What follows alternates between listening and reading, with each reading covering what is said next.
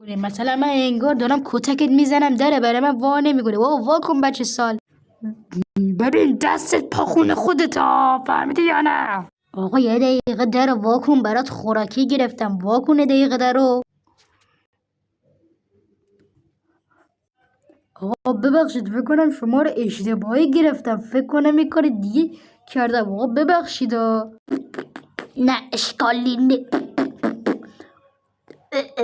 آخه من داشتم صدای دونه پسر بچه میشنیدم. آخه فکر کنم یه اتفاق اینجا افتاده بود، گفتم که منم بیام دیگه سر کار بشم دیگه.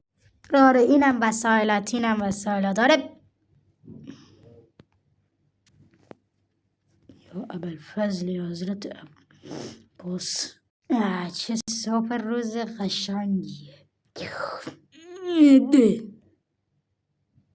سلام منیم بالا. سلام افتادی